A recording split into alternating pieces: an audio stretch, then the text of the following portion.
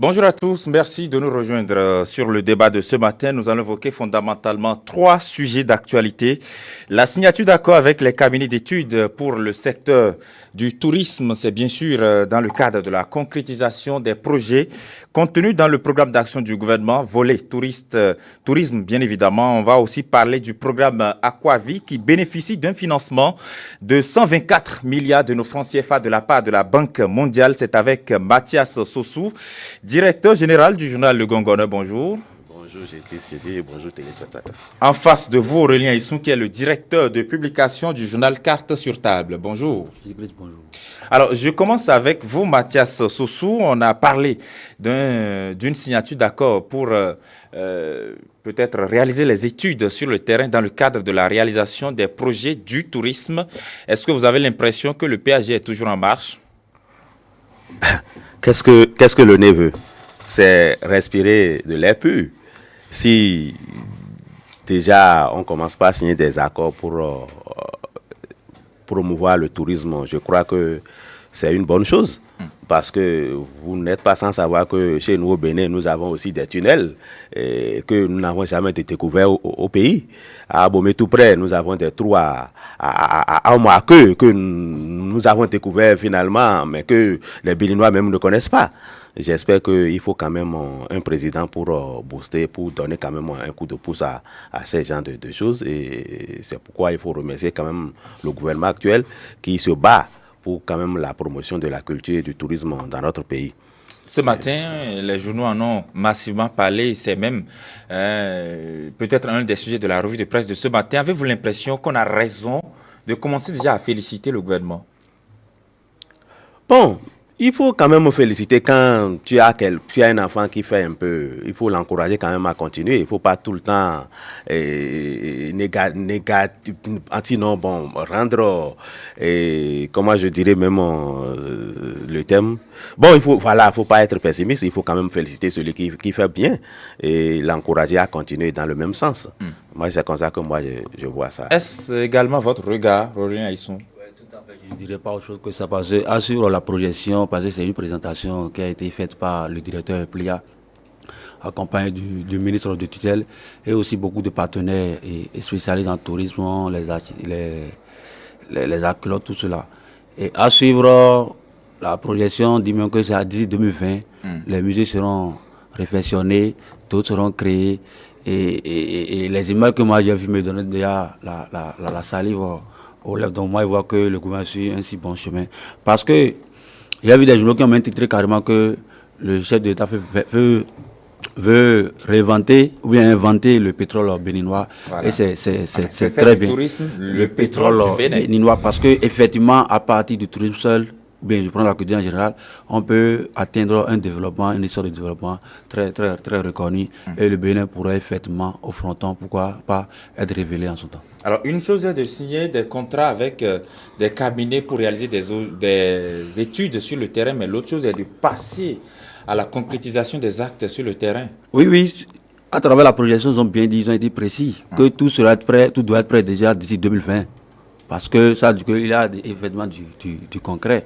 Et si je prends d'abord la route des pêches, vous voyez déjà qu'il y a du concret. Donc, on constate que quand vous allez au parc Pandjari, il y a déjà de nouveau, ça est en train d'être ressuscité. Donc, pourquoi pas on voit qu'il est sur si bon chemin.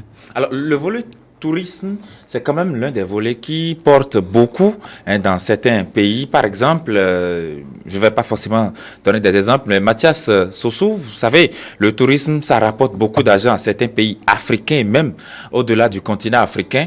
C'est un domaine important que le gouvernement est en train de toucher là. Oui. Puisque nous ne manquons pas de sites touristiques au Bénin qui puissent rapporter de l'argent. Il y en a plein. Donc, si on peut quand même percer dans ce domaine-là, je crois que ce sera peut-être, comme on le dit souvent, comme les journaux commençaient par le dire, ce serait peut-être le pétrole béninois, le domaine du tourisme. Je crois que c'est encourageant de constater que le gouvernement déjà commence par poser des pas dans ce sens-là pour quand même redorer le blason de notre culture et du tourisme béninois. Ça aura un impact sur l'économie nationale? Bien sûr, naturellement. Pourquoi on l'appelle le pétrole béninois? C'est parce qu'on sait qu'il y a de l'argent dans ce secteur-là qu'on l'appelle comme ça. L'impact, c'est d'emblée. Il va y avoir nécessairement de changements sur le plan financier. Oui, vous allez voir qu'il y a certains pays qui fixent même le taux qu'ils veulent atteindre par rapport aux touristes. Je prends le Maroc, où c'est un grand secteur de développement. Et de deux, quand on fait entrer beaucoup de touristes, ça augure d'autres secteurs, ça ouvre la voie à d'autres secteurs. Si sur le plan emploi, l'hôtellerie, tout ça là-dedans, on voit déjà que ça va faire entrer beaucoup plus de devises. Donc, c'est un très bon secteur. En tout cas, le chef de l'État a encouragé et que cela soit effectivement concret en son temps. Alors, est-ce que peut-être à travers ces projets-là, on va aussi profiter en même temps pour construire, c'est vrai que vous en parliez tout à l'heure, des musées dignes du nom, parce que lorsque le chef de l'État, entre-temps, et également le ministre des Affaires étrangères, parlait de la restitution des biens culturels qui ont été peut-être pillés au Bénin, on a parlé de l'autre côté de la France de l'inexistence des musées adéquats pour pouvoir accueillir ces biens-là. Mathias Sossou, il nous faut des musées dignes du nom au Bénin, non? Bien sûr, bien sûr. Puisque le chef de l'État, dans son programme d'action du gouvernement, l'a déjà dit, il faut quand même construire des musées dignes de ce nom pour accueillir ce flux-là qui va commencer par descendre dans le pays et sur le plan du tourisme. Et je crois que ce serait le bienvenu. Ainsi, on peut quand même continuer effectivement à joindre l'acte à la parole pour quand même rendre accessible les touristes. Je crois que les musées seront au moins mis en valeur et ça va rapporter gros pour le pays. Aurélien Issou? Oui, il a été annoncé quatre musées, Abomey, Ouida, Alada et Porto-Novo. Il y aura aussi les sites historiques, en l'occurrence les ports de non-retour, cité historique de Ouida aussi qui sera aussi rénové. Donc on voit que c'est en adéquation avec l'esprit du chef d'État de faire ramener les objets d'art, en tout cas volés au temps colonial, que là, on prépare déjà. Donc on voit que cela est d'être concrétisé. Parce que c'est en préparant, c'est en concrétisant que ça montre qu'on a de préparer effectivement l'arrivée de ces objets. Donc, tout est, c'est pas qu'ils restent dans leur coin pour dire que bon, on pense à, mais on va dire que les choses se font déjà. Eh bien, on va évoluer dans cette émission, le programme Aquavie, qui est un programme destiné à fournir de l'eau potable aux populations du Bénin, à bénéficier d'un financement de la part de la Banque mondiale, d'un montant évalué à 220 millions de dollars américains, soit 124 milliards de nos francs CFA. Aurélien Issou, on va espérer qu'avec ce financement, effectivement, que les populations aient de l'eau potable. Mais déjà, c'est une bonne chose, non? Une très bonne chose parce que l'eau, c'est la source de vie. Donc, on voit que avec ce montant, on doit atteindre un seuil de 1,7 million de Béninois d'ici 2021. En tout cas, 2021 pour tous les Béninois. Et effectivement, il n'y a pas de l'eau. Il y a certaines zones, il n'y en a pas du tout. Mais si je prends à Calavi, quand on dit Bénin profond, ce n'est pas tout à fait le nord. Mais à partir des zones environnantes qui sont pas loin de la capitale, on voit qu'il y a manque d'eau et qui ne consomme pas d'eau potable est exposé à des maladies. Je prends Dassa et les collines, tout ça, il n'y a pas d'eau. Donc moi, je vois que c'est très bien. Parce que c'était annoncé vers 2030, mais déjà on voit qu'on a raccourci pour 2021, pour tous les Béninois. Et déjà, à travers cet accord signé, 1,7 milliard de Béninois seront touchés, donc c'est très bien. C'est très bien. Mathias Sossou? Oui, l'eau c'est source de vie et celui qui a donné l'eau a donné la vie. Et je crois que c'est pour cela que je tiens toujours à féliciter le gouvernement qui déjà se bat. Et vous savez, il y a longtemps, il y a eu cette affaire d'eau qui a fait couler beaucoup d'encre et de salive. Si aujourd'hui le gouvernement actuel arrive à rétablir cette insuffisance-là et fait de son mieux pour quand même corriger le tir à ce niveau, je crois que c'est pour le bonheur des populations.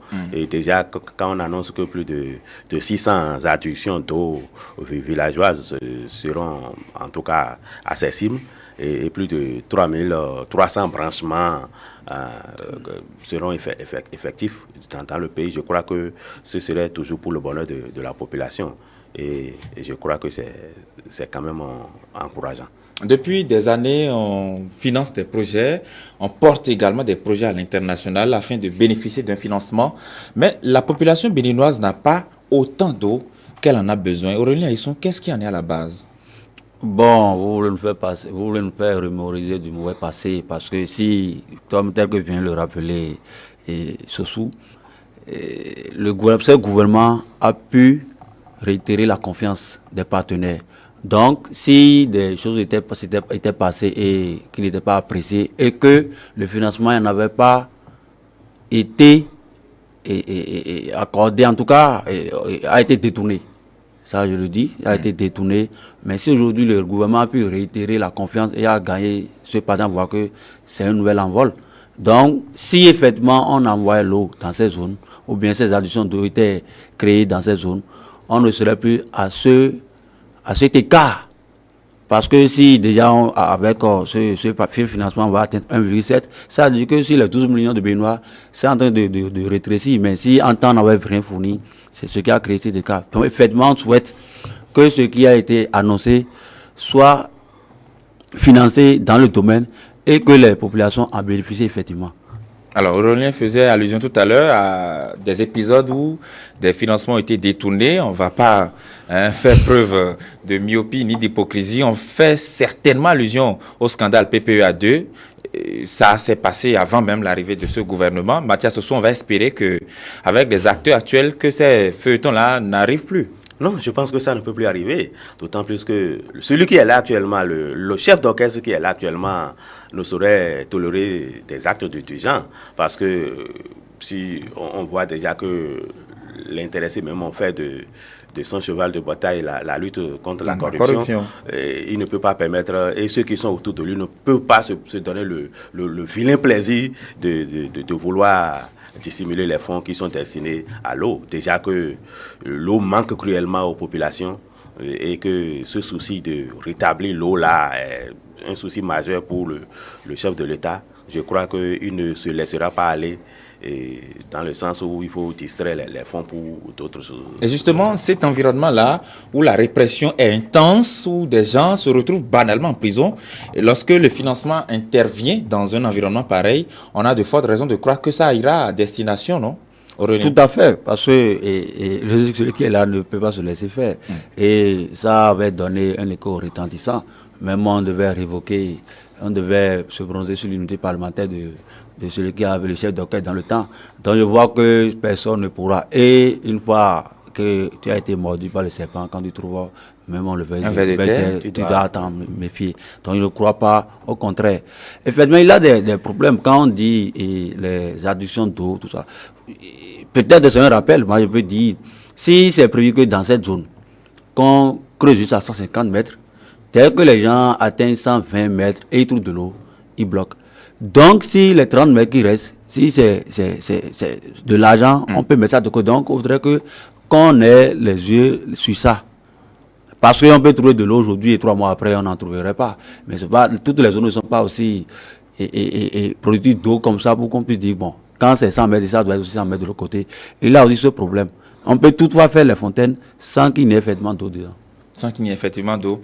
Alors, les perspectives peut-être pour des projets du genre, c'est vrai que là, c'est un accord qui a été déjà signé, qui est concret et dont les fruits vont certainement commencer à se remarquer les prochains mois ou les prochaines années. Mais quel souhait avez-vous peut-être en guise de perspective, Mathias Sossou? Moi, mon premier souhait, c'est que l'eau aille vraiment aux ayants droit, aux intéressés, parce que avec la politique, ce qu'on constate sur le terrain, il peut y avoir détournement là, à ce niveau, parce que si c'est destiné, le forage par exemple est destiné à une zone A, et que le petit politicien qui est de ce coin-là trouve que ces populations-là ne sont pas de leur bord, et il faut détourner ça vers le point B, tout ça là, je crois que c'est sur ça là qu'il faut être un peu pointilleux et taper du poing sur la table pour dire, écoutez, c'est A, c'est pour A et c'est pour A. Il ne faut pas détourner les forages là destinés aux populations parce que ce soit de l'opposition ou de la mouvance, tout le monde est béninois. Et tout le monde a droit à l'accès à l'eau potable ou à l'eau quand même, qui est source de vie. Donc, mon souhait se câble sur ça là pour dire effectivement qu'il peut y avoir des détournements à ce niveau, mais que les dirigeants quand même veillent à ce que ça ne se réalise pas comme ça. Aurélien? Ah oui, tout à fait.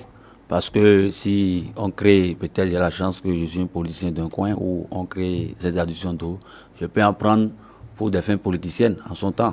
Or, l'eau, c'est source de vie, comme on l'a déjà plusieurs fois rappelé ici, que cela aille effectivement vers les populations qui en ont réellement le besoin. Voilà, que l'eau aille auprès des populations qui en ont besoin, parce que au-delà de Cotonou, de Parakou et des grandes villes du Bénin, il y a des gens qui souffrent et qui ont vraiment besoin d'eau. On va parler politique tout de même. Nous sommes à moins de 10 mois des élections législatives et les tractations vont bon train, même dans les coulisses, même si on n'a pas encore véritablement commencé à communiquer autour de ça sur, en tout cas, dans la presse. Mathias Osossou, aujourd'hui, nous allons parler un peu des jeunes. Quel est l'engagement politique des jeunes pour cette élection, justement? Avez-vous l'impression qu'il y a des jeunes dignes pour aller à cette élection? Jeunes dignes pour aller à une élection démocratique, je crois qu'il nous reste beaucoup à faire sur ce plan, parce que il faut avoir de l'argent pour faire la politique au Bénin. Et les jeunes d'aujourd'hui sont trop pressés. Même quand ils trouvent 50 000 en poche, ils se disent déjà politiciens, ils vont voir leurs aînés pour organiser des meetings et se prononcer sur l'actualité politique. Vous allez constater que ces jeunes-là qui sont entrés en politique par des nominations où ils ont eu un peu de sous, pas fini, c'est toujours le tribunal qui règle leur affaire. Parce qu'ils n'avaient pas les moyens avant de se lancer dans cette activité. Et comme il faut tenir son électorat tout le temps, et ils sont obligés de mettre la main dans la caisse de l'État, et après ils finissent derrière les barreaux. Je crois que la jeunesse aujourd'hui, ce que je peux même conseiller même, c'est comment je dirais même, c'est d'opérer un petit recul et de travailler dur, parce que si vous ne travaillez pas, vous n'aurez pas les moyens de votre politique. Et ce qu'il faut faire, c'est de dire la politique, ça vient, c'est là à tout moment, et il faut chercher les moyens pour aller vers sa politique. Voilà. Aurélien Aïssou? Oui, moi je ne suis pas tout à fait d'accord, parce que la jeunesse qui doit faire opérer cette relève de qualité. Néanmoins, il y en a qui sont tapis dans l'ombre, que dénonçait tantôt mon vis-à-vis. Mais c'est pas parce qu'on vous a mis à un poste que vous allez penser d'emblée que c'est de la politique. Non, je suis désolé. Et il y a cette jeunesse, effectivement, qui ont la verve, qui ont la faveur en pensant que bon, je suis nommé directeur aujourd'hui, si je faisais mieux, je pourrais être ministre. Et c'est en opérant des actions sombres qui par la suite les rattrapent. On a connu par le passé qui se faisaient bien dénommer les chiens du roi. Et où est-ce qu'ils sont aujourd'hui? Donc, ceux-là, les fous du roi, où est-ce qu'ils sont aujourd'hui? Et ceux-là ont fait qu'on n'a plus confiance à la jeunesse. Ceux qu'on avait expérimentés, on n'avait plus confiance en eux.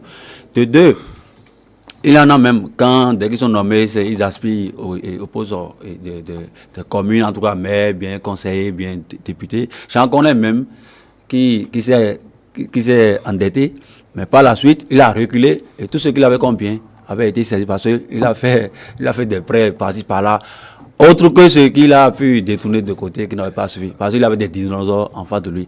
Or, nous sommes les jeunes, c'est nous qui devons assurer la relève de demain. Oui. Il faudrait que nos aînés nous y aient. C'est vrai que les aînés aussi ne sont pas tous des exemples à citer. Néanmoins, il y en a qu'on peut suivre et que nous nous patientions et qu'en son temps, nous serons appelés à relever de lui. Et de deux, faire la politique au bénéfice de l'argent. Dieu merci qu'au temps de ce régime, on a constaté que bon, il y a un peu de recul, il y a un peu de calme. Sinon, autrefois, autre messe, on aurait déjà constaté qu'il y a des messes par-ci, des matchs par-là. Tout va pour susciter. Même le programme d'addition d'eau qu'on vient d'annoncer tout à l'heure aurait déjà été fait objet de susciter des meetings politiques. Donc, on constate maintenant que oui, effectivement. Vous allez voir dans le gouvernement du chef de l'État, il a fait confiance à beaucoup de jeunes. Et jusque-là, on n'a pas encore constaté que ces jeunes-là ont déçu. Donc, il y en a dedans à qui on peut faire confiance. Et j'aurais souhaité que nous, jeunes, parce que nous-mêmes, on doit aussi assurer la relève. Donc, le chef pour nous parler, il faut pas que Oui, mais ce n'est pas parce qu'on a fait confiance à un jeune à un poste donné qui n'a pas déçu que d'emblée il est devenu politique. Ce que nous on remarque au pays ici, il aurait suffi qu'on nomme quelqu'un à un poste de responsabilité, même s'il n'a jamais fait une apparition publique devant 10 personnes. Il suffit qu'il soit nommé à un poste politique là, ou bien à un poste de responsabilité, et d'office il devient politicien. Et il commence pas à en profiter. La plupart, même il y a eu même des ministres dans ce pays qui n'ont jamais sorti la tête devant 3 personnes, rien que devant leur famille. Mais aujourd'hui, quand ils sont nommés, dès qu'ils sont nommés ministres, c'est qu'ils sont devenus politiciens. Et tout le temps, ils sont sur le terrain. Mais quand on les enlève de leur poste, vous voyez ce qu'ils deviennent. Il y en a qui sont à Zémidjan aujourd'hui. Des ministres des gens qui ont été ministres dans ce pays qui sont à Zémidjan aujourd'hui. Ça veut dire que le problème est là. Avant de faire son entrée en politique, il faut avoir une base. Vous allez voir, par contre, ceux qui ont eu l'argent, ceux qui se sont vraiment gênés, ceux qui ont travaillé correctement pour avoir l'argent avant d'entrer dans ce jeu-là, ils ne se plaignent pas. Et ils ne dépensent pas aussi autant que ceux qui ne sont pas préparés. Aurélien, quel est le mobile qui sous-tend l'entrée des jeunes en politique aujourd'hui? Est-ce la conviction? C'est le gain facile. Non, parce qu'en allant à la politique, on deviendra très tôt riche et s'imposer par les magouilles. Maintenant, si, chemin faisant, on les stoppe, donc ils deviennent égaux à eux-mêmes. Donc moi je vois que ce n'est pas... Mais dans cet si vous vous préparez, oui. La politique, c'est l'art de gérer. La définition est de base. Mais si je sais que c'est pour aller bien gérer, je serai toujours maintenu. Mais si je vais prendre je ne peux pas prendre les marches et je vais prendre l'ascenseur, on va vite me dégringoler. Donc je vois que on ne se prépare pas pour. Vous allez voir que les partis politiques, en tout cas les grands regroupements, annoncent maintenant des écoles. Les écoles ne sont pas pour les vieux. C'est pour la jeunesse qui se prépare à prendre cette relève. Parce que se rendent compte que vraiment la manière de faire cette politique ne donne rien de bon. Par la suite, ça c'est pas encourageant. Mais est-ce que dans cet environnement, on peut être confiant? Parce que là, justement, l'intérêt de ce sujet, c'est les prochaines élections, les législatives de 2019. Est-ce que vous avez l'impression que dans cet environnement, les jeunes d'aujourd'hui sont prêts à y aller? Tout ce qui brille n'est pas de l'or. Moi, je n'ai jamais voté pour ces gens de liste. Je le dis ici. Bon, là, vous appelez qu'on ait confiance aux jeunes? Moi, je peux vous dire, oui, malgré tout ce que je suis, je n'ai rien pris chez quelqu'un pour aller voter. Parce que ça, c'est ma conviction. Vous venez de le dire, c'est ma conviction. Oui. Et j'aurai ma conscience tranquille. Parce que je ne peux pas prendre un voleur là et qu'il va me voler.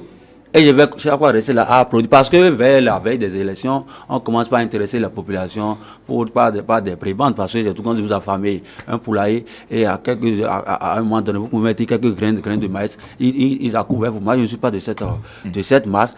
Donc, je suis très conscient et je vote avec conviction. Maintenant, ces jeunes, moi, je les vois, mais je ne suis pas prêt à les accompagner. Mais là, on clame tout le temps qu'il faut mettre les jeunes sur les listes, mais dans le même temps, on n'est pas satisfait de leur qualité. Non, il y a aussi l'hypocrisie de nos vieux, de nos doyens qui sont, de nos devanciers aujourd'hui, qui ne voudraient pas préparer la relève. Parce que, vous savez, depuis 1990 que j'ai commencé par observer le système politique au Bénin, vous n'allez pas voir quelqu'un qui prépare déjà son successeur. Et lui, il reste au devant de la scène jusqu'à quitter brutalement. Et puis, le parti meurt. Le parti meurt. Alors qu'en principe, bon, c'est pourquoi actuellement, quand on parle de système partisan, je crois que c'est un système qui est bienvenu parce qu'au moins, on va reconnaître la valeur de ces jeunes-là qui sont avec eux, avec qui ils peuvent travailler, et leur combativité, leur engagement aux côtés de ces vieux-là pour pouvoir quand même prendre la relève. Et c'est à partir de là qu'on va quand même jauger leur candeur et voir que si eux, après les vieux, après les devanciers, ils peuvent prendre la place, on le saura. Mais il y a aussi ce mal béninois que nous constatons dans le système politique béninois. Les vieux n'aiment pas céder la place aux jeunes. Donc, il faut que ces jeunes-là travaillent dur pour avoir les moyens de leur politique pour pouvoir leur arracher aussi leur place. Alors, en gagnant la confiance des mandats d'abord. Justement, une question que j'aurais peut-être dû poser à l'entame, c'est qui on peut appeler jeune? Quelle est la limite d'âge? Bon, la jeunesse est d'abord dans la tête, mais j'ai de 0 au moins à 50 ans. 50 ans. Oui, Donc, un homme de 50 ans est toujours jeune. Tout à fait. Bien sûr, Amousso l'a dit ici, même après 65 ans, il est toujours jeune. Hein? Il est toujours jeune. C'est pas le physique. C'est à 70 ans qu'il est à midi de sa vie politique. Sérieusement? Si. D'accord. Est-ce que vous avez l'impression qu'aujourd'hui, ceux qui se réclament jeunes le sont vraiment au Bénin et pour les élections à venir, on en aura autant sur les listes? Vous voyez, se font souvent aider quand on parle de liste. Parce qu'individuellement pris, ils ne valent rien. Individuellement pris. Parce qu'il a fallu que vous soyez à un poste politique avant que nous sachions qu'il y a quelqu'un ici. Celui avec qui vous galérez, ce n'est pas que on les convoite. Non. Mais celui vous allez galérer tout le temps, il vient du jour au lendemain, il devient le tout puissant du quartier, il fait son one-man show. Et par la suite, quand le système quitte, il dégringole. Donc, il faut se préparer pour. Et vous allez prendre, quand je prends le truc de JCI, vous ne pouvez pas venir aujourd'hui et dire que vous allez aspirer au poste de président. Non, vous suivez. C'est une école, vous suivez étape par étape avant que vous ne soyez un jour peut-être président. Donc, on ne peut pas du coup venir croiser une fois que quand j'ai un peu de sous, on m'impose et le jeu est fait. Et quand on prend l'exemple de notre Assemblée nationale aujourd'hui, il y a combien de jeunes? Quels sont ces jeunes-là qui sont à l'Assemblée nationale, qui sont allés de leur propre chef là sur aux élections pour réussir? Si nous prenons Atao, Atao a les moyens, ça veut dire qu'il a travaillé dans l'homme pour avoir l'argent avant de devenir. Il a son parti, il est président de son parti. Il est président de son parti. Et si nous prenons le suppléant de Djimba et de Djougula, Noum, voilà. Noum, il n'est pas titulaire. Il a été toujours porté par quelqu'un et c'est après la réussite de celui-là qu'il disparaît pour lui céder la place. Et c'est comme ça se passe. Et c'est progressivement comme ça qu'on va commencer par mettre les jeunes là au devant de la scène. Ils ne peuvent pas se lever tout de go et dire je veux aller aux élections et réussir et faire chose là. Non, vous allez constater. Quand on prend même au niveau local, les conseillers, tous ceux-là qui sont élus dans nos communes, dans les localités, vous allez voir que ceux qui sont élus à des postes donnés, ils ont leurs moyens d'abord. Ce n'est pas après être élus qu'ils vont chercher l'argent. Et sauf ces jeunes-là qui sont portés par des candidats qui financent tout en leur nom. Non, c'est la liste. C'est la liste, c'est oui, la liste, c'est la liste. C'est ça que ils ont les mains sur des listes et ils sont élus. Et quand ils sont élus, ils trouvent que c'est eux qui sont populaires, c'est eux qui sont ci, c'est eux qui sont ça. Même et ils commencent par faire des crocs en jambes à leur leader. Au niveau local aussi, peut-être qu'elles ont fait, je suis d'une région donnée et voilà que je suis cadre à Cotonou. On me fait appel. Et même n'étant pas là-bas, je réussis et j'ai fait mon job ici. Mais il n'y a même pas mon remplaçant. Je me connais des CA qui sont tout le temps à côté de nous, mais même pour aller légaliser des gens, on ne les retrouve pas. Oui. Alors, justement, vous avez parlé par exemple des écoles, vous. Mathias Sossou, ces écoles-là, qu'on a commencé à créer aujourd'hui, est-ce que ça vient au bon moment? Nous sommes à moins de 10 mois des élections. Est-ce que ces écoles auront un impact sur la jeunesse qui ira à cette élection-là ou bien c'est pour des années à venir? Vous savez, les hommes politiques sont vraiment imaginatifs. Et quand ils suivent l'évolution du temps, ils collent des thèmes à l'actualité. Je crois que c'est pour ça qu'ils sont en train de parler d'école. Sinon, où est-ce qu'ils étaient? C'est après leur échec qu'ils sont allés maintenant recevoir ces cours-là, qu'il faille créer des écoles de partis et consorts. C'est parce qu'il y a eu un changement. La rupture est venue mettre fin à l'ancien système, à tout ce qui se faisait dans le temps. Et il faut recréer de nouveau ce système politique et c'est pourquoi ces gens-là parlent d'école. Sinon, je ne crois pas que ces écoles-là sont les bienvenues à 10 mois des élections. Qu'est-ce que ça peut corriger? Quels sont ces étudiants-là qui sont à ces écoles aujourd'hui qui vont venir changer la donne avant les élections qui pointent le nez dans 10 mois? Je crois que c'est juste pour jeter la poudre aux yeux des Conscience citoyenne est créée depuis quelques années. Conscience citoyenne, c'est un parti, hein? Non, l'école de conscience citoyenne. C'est de qui? Oui, c'est de qui? Et Koubaki. L'école conscience citoyenne. Ah, l'école conscience citoyenne. Oui. Et qu'est-ce que c'est devenu après la rupture? Qu'est-ce que c'est devenu? C'est mise en veilleuse. C'est mise en veilleuse. Je n'en sais.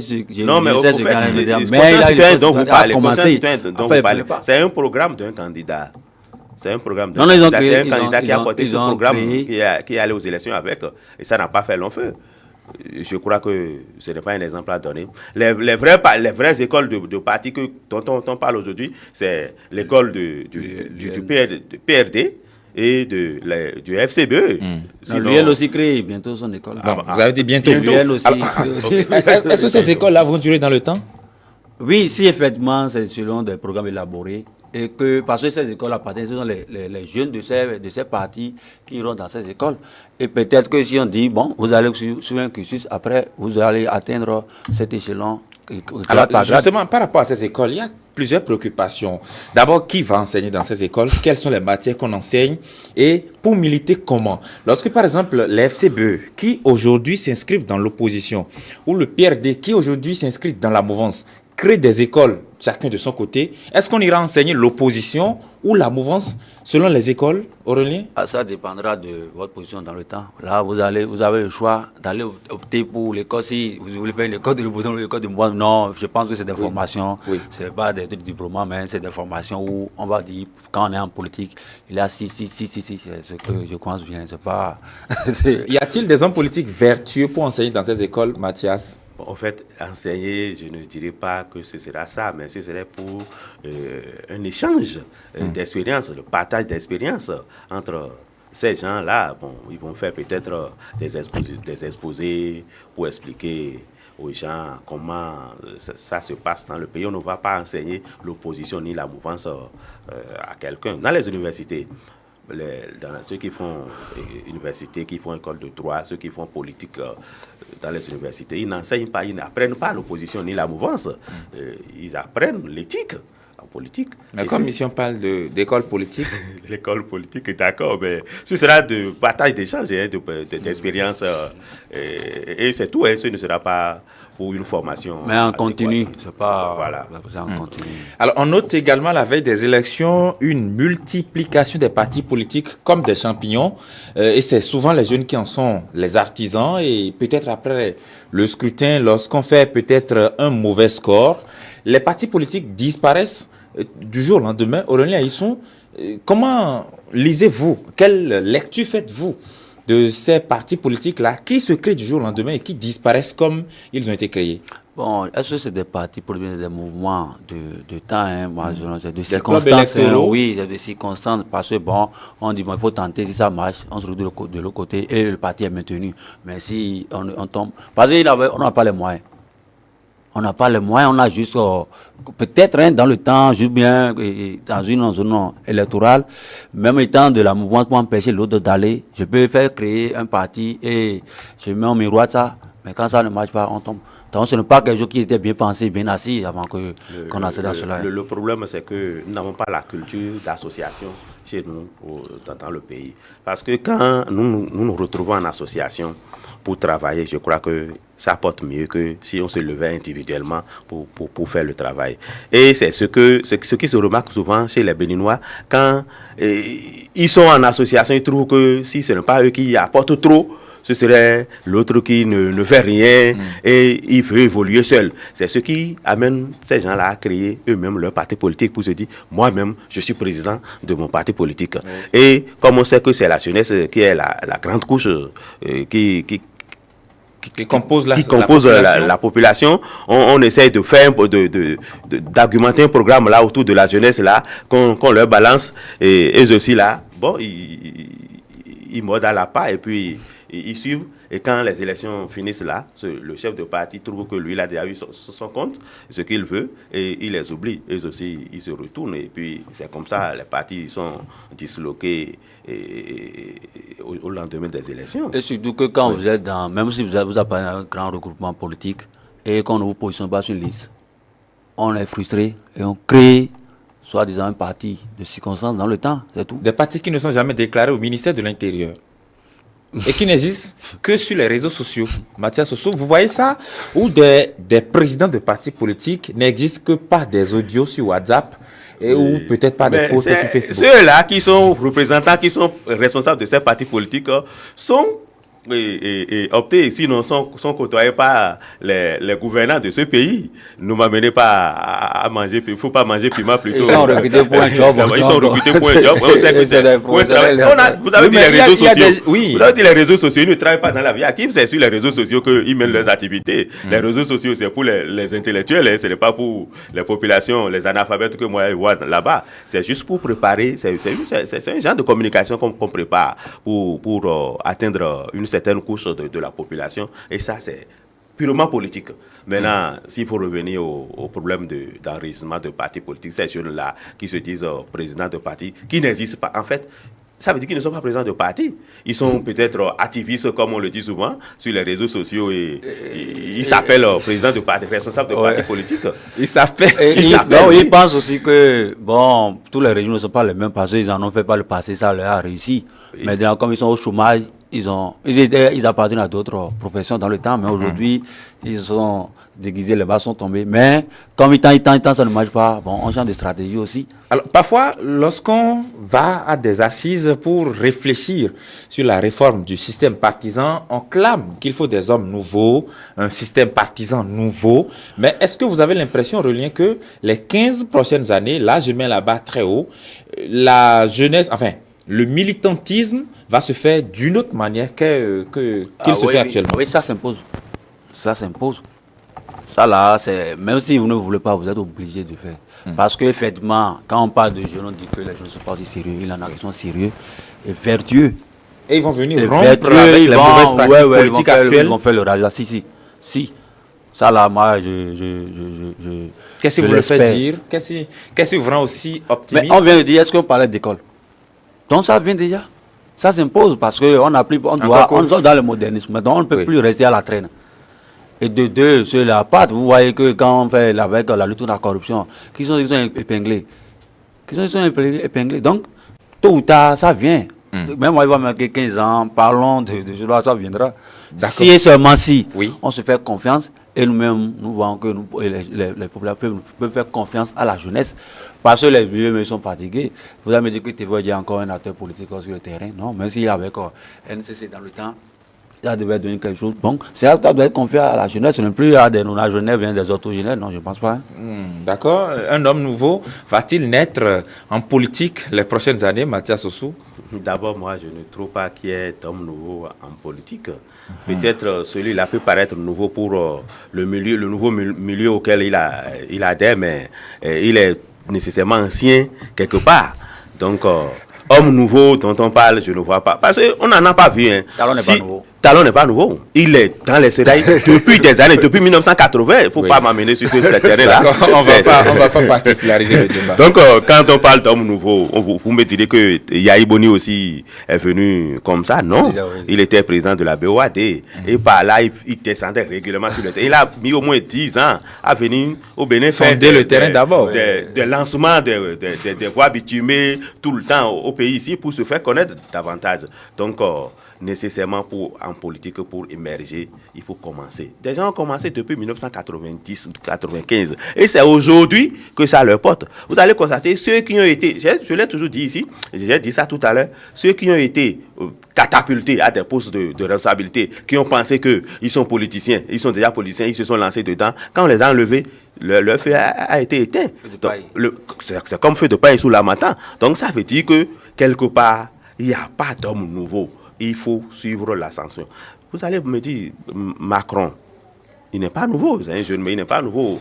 Il a été porté par les grandes firmes françaises. Ça veut dire que c'est parce qu'on connaît son engagement, sa détermination à réussir, que ces firmes-là se sont données favorables pour porter sa candidature. La question, parce qu'un homme nouveau, je peux être ancien dans les royaumes politiques et apprendre conscience. Là, je deviens un homme nouveau. Alors là, c'est renaître de nouveau. Oui, ça, c'est ce que là, d'accord. Alors, on va clôturer ce débat-là avec une note sportive. Ce sera pour sortir de ce débat. Vous suivez la Coupe du Monde, messieurs? Mathias, vous aimez un peu le football? Bon, je suis les matchs où les Africains jouent ainsi. Voilà, justement, et c'est là aussi l'intérêt de la question que j'allais vous poser. 4 pays africains sont déjà sortis pour leur premier match. 4 défaites également. On n'a pas encore réussi à avoir une victoire, ne serait-ce qu'un match nul. Comment expliquer ça, Aurélien? Moi, je me demande s'ils se sont préparés même. Parce que vraiment, c'est la désolation. Néanmoins, il y a même de grandes équipes qui ont perdu leur premier match. Donc, si c'est juste pour conjurer, si c'est juste pour conjurer le sort, moi, je vois que si c'est à partir du premier match qu'ils ont déjà conjuré le sort, je l'espère. Et qu'ils s'y engagent davantage et de savoir qu'ils sont 11 comme les autres sur un jeu. On a vu le Nigeria qui est tombé face à la Croatie, l'Algérie, l'Égypte, la Tunisie hier, qui tous n'ont pas pu réussir à avoir les 3 points du match. Mathias Ossou, comment expliquez-vous cela? L'Afrique n'est pas encore footballistiquement parlant mûre. Non, l'Afrique est footballistiquement parlant. Seulement que ce que je remarque là, c'est que l'Africain est beaucoup plus individualiste. L'Africain est beaucoup plus individualiste. Quand on prend les Africains, quand on voit les Africains dans les équipes européennes, mais ils brillent correctement. C'est grâce à eux que les équipes là gagnent là-bas. Mais pourquoi quand eux, ils se retrouvent entre eux, ici maintenant ils n'arrivent pas à faire bon score? Moi je crois que c'est un problème de concession d'abord et après la sélection des gens là qui composent les équipes. Sinon, quand on met une équipe africaine à côté d'une équipe européenne, je crois qu'il y a une nette différence. L'autre est supérieur à notre équipe africaine. Et je ne comprends pas vraiment ce qui se passe à ce niveau. Alors qu'on a envie d'aller au moins en demi-finale pour une fois. Ils n'ont qu'à réorganiser l'attaque parce que regardez le match d'hier et Tunisie. C'est à la dernière minute. Mais comme le cas de l'Égypte, à la dernière minute, c'est Maroc. Oui, on ne le conserve pas. Les Tunisiens ont failli sur tout le long. Tout à l'heure, il parlait d'une équipe africaine qui allait au moins à une demi-finale. Mais il faut voir ceux-là dans le temps. C'était de bon calibre. Les Roger Mila, dans le temps, quand on l'avait vu, c'est des gens qui ont laissé leur empreinte. Mais à part ceux-là, on n'en voit plus aujourd'hui. J'ai lu quelqu'un qui disait que l'Égypte a été battue dans les arrêts de jeu. Oui. Le Maroc l'a tenu, donc il faudrait que la FIFA enlève les arrêts de jeu pour permettre. C'est pas pour détendre l'atmosphère. J'ai aussi lu quelque part que nous avons un 6e pays africain qualifié là-bas qui a remporté son premier match. Je ne dirai pas son nom parce que l'équipe là est composée en majorité d'effectifs africains. Si on ne parle pas de la France. Alors merci à tous d'avoir été sur ce plateau. Mathias Sossou, vous êtes le directeur général du journal Le Gongoneur, et Aurélien Aïsson, merci également d'être venu. Vous êtes le directeur de publication du journal Cartes sur table. Merci à vous également de nous avoir suivis.